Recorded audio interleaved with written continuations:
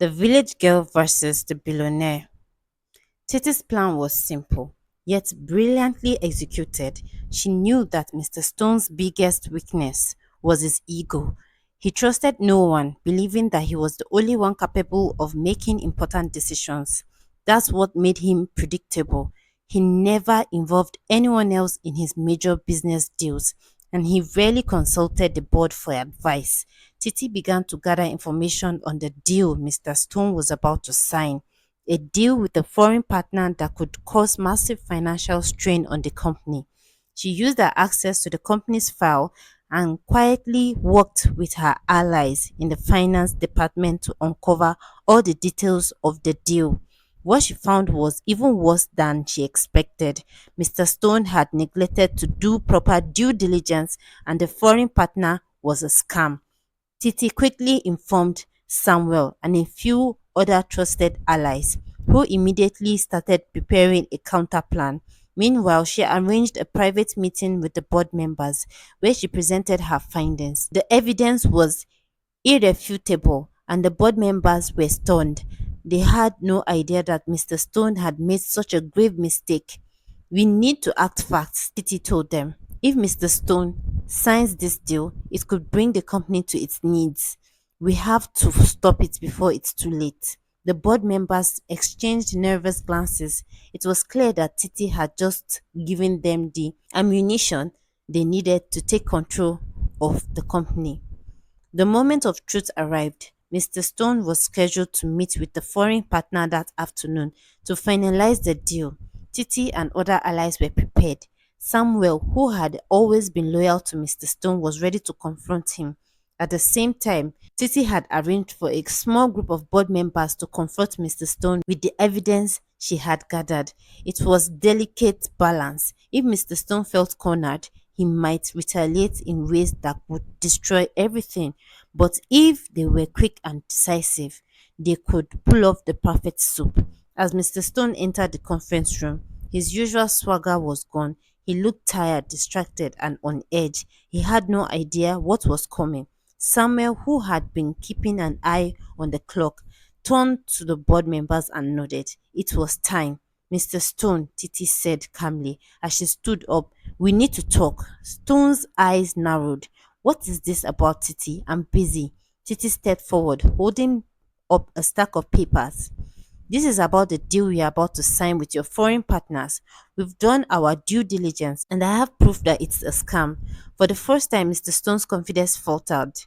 He glanced at the board members, who now looked at him with disbelief. What are you talking about? He demanded, his voice shaking. The board is already aware of the situation, Mr. Stone. One of the members said coldly, you've made a grave error and we can't allow it to continue. Mr. Stone stood frozen, his face turning pale. He had been outsmarted, and the realization hit him like a ton of bricks. The very people he had dismissed as insignificant were the ones who had just brought him down. As Mr. Stone stood there, his face pale and his hands trembling, the board members looked at him with growing disdain. Titi's calculated move had shaken him to his core.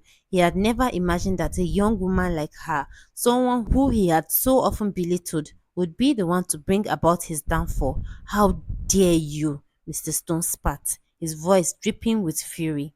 You think you can take my company from me? You are just a village girl who doesn't know anything about running a business. Titi remained calm, standing tall before him. She had expected his rage, but she also knew that his anger was a sign of weakness.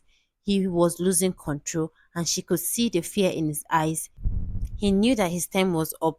It's not about where I come from, Mr. Stone, she said, her voice steady. It's about company and its future. You've mismanaged it, and you've alienated everyone who truly cares about it.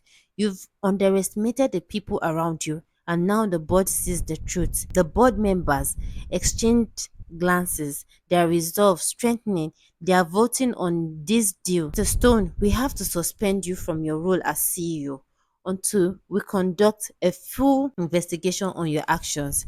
Mr. Stone's face twisted with disbelief. You can't do this. I built this company from the ground up, not without the help of many others, Titi replied coldly, and you've nearly destroyed it with your reckless decisions. As the board members began to take their seats, preparing to vote, Titi could feel the weight of the moment pressing down on her. This was it, the final push. She had orchestrated this entire plan, but now the real work began.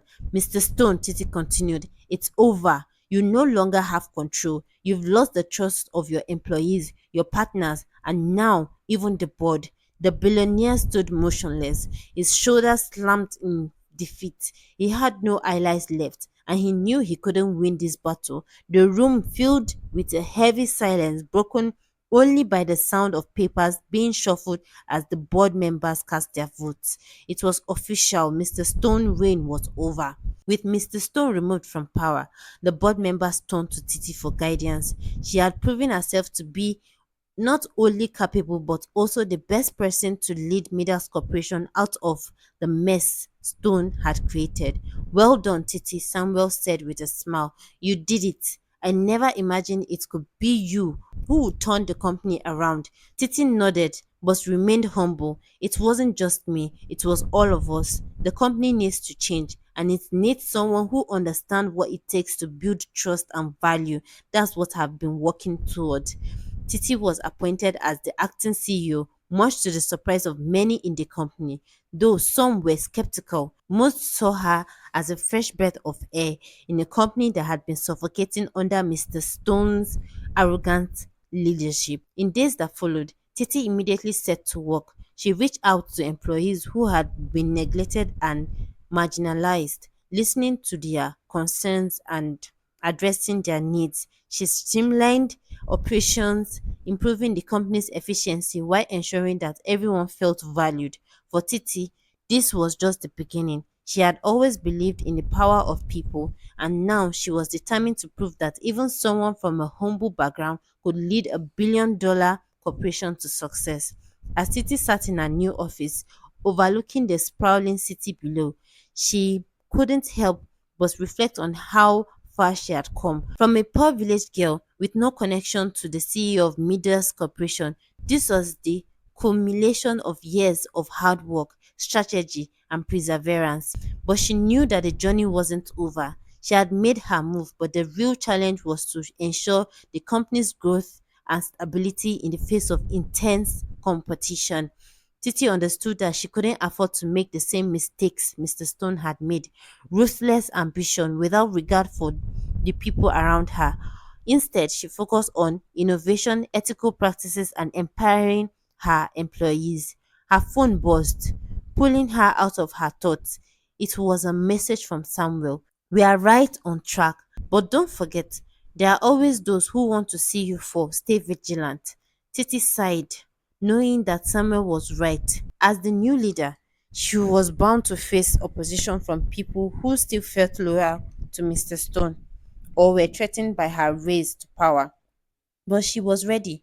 She had the skills, the support, and the vision to turn Midas Corporation into an even more successful entity. She smiled as she looked at the stack of reports on her desk. It was going to be a long road, but she was ready to lead Midas Corporation into a new era.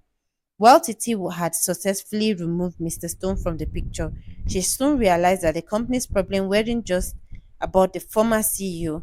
There were others, people within the company who had benefited from Stone's corruption and were unwilling to let go of their position of power. One such person was Caroline, the head of marketing, a woman who had once been Mr. Stone's most trusted ally.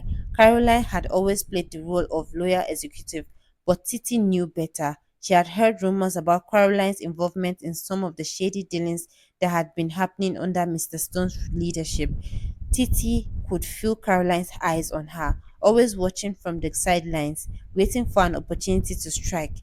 It wasn't going to be easy, but Titi wasn't about to let anyone undermine her hard work. She started to watch Caroline closely, observing her every move. It didn't take long for Titi to discover something suspicious. Caroline had been secretly diverting company funds into her own personal accounts.